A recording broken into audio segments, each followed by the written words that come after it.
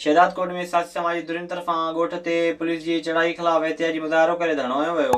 PDA MPa Mir Mohammad Abbasi जे अॻवानी में कोटू मोटू चौक ताईं रैली कढी धरणो हयो वियो। उन वक़्तु जलसे ख़िताब कंदे मोहम्मद अब्बासी चयो त पीपल्स पार्टी सिंध में अवामी साख विञाइण खां पोइ बौखलाहट जो शिकार आहे, जेका इंतकामी कार्रवाइयुनि ते लही आई आहे। हुन चयो त मकानी चूंडूं अचण वारियूं आहिनि, जंहिं करे पीपी वारा हिसण लाइ पुलिस जो सहारो वठनि पिया।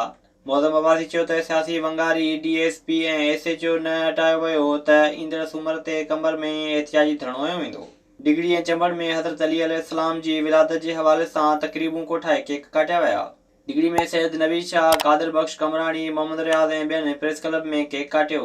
चंबड़ में सैयद अब्दुल गफ़ार शाह जी अॻवानी में शानदार रैली कढी वई, जंहिं में शहरियुनि दुकानदारनि पिणु वॾे अंग में शिरकत कई। हुन मौक़े ते अॻवाननि ख़िताब कंदे चयो त शेर ख़ुदा जी विलादत सां इस्लाम दुश्मन क़ुवतूं तुरी वयूं, इस्लाम जी कामयाबियुनि जो हिकु नओं सिलसिलो शुरू थी वियो। हुन चयो त दुनिया जी तारीख़ में सभ खां वॾी क़ुर्बानी हज़रत अली रज़ियल्लाहु ताला अन्हु जे घराणे मैदान करबला में ॾिनी, जंहिं इस्लाम खे ज़िंदा रखियो आहे। अॻवान चयो त हज़रत अली रज़ियल्लाहु ताला जे ख़ानदान जी क़ुर्बानीअ इहो पैगाम ॾिनो त दुश्मन चाहे केतिरो बि ताक़तवर छो न हुजे, पर फतह हमेशह हक़ ऐं सच जी थींदी आहे। नवाबशाह में पीपी अॻवान ज़ियाउल हसन लंजार मच्छी ऐं फ्रूट मार्केट जो इफ़्तिताह कयो। सगरन रोड ते अॻूणो सूबाई वज़ीर ज़ियाउल हसन लंजार मच्छी ऐं फ्रूट मार्केट जे इफ़्तिताह लाइ पहुतो त संदसि गुलनि जी विरखा करे आजियां कई वई। मच्छी ऐं फ्रूट मार्केट जे इफ़्तिताही तक़रीब ख़िताब कंदे ज़ियाउल हसन लंजार चयो त मार्केट उन्हनि मज़दूरनि लाइ ठाही वई आहे जेके फुटपाथनि ऐं चौकनि ते कारोबार कनि पिया। पीपी अॻवान चयो त मार्केट शहरियुनि खे साफ़ सुथरी मच्छी ऐं फ्रूट ॾियण लाइ ठाही वई आहे।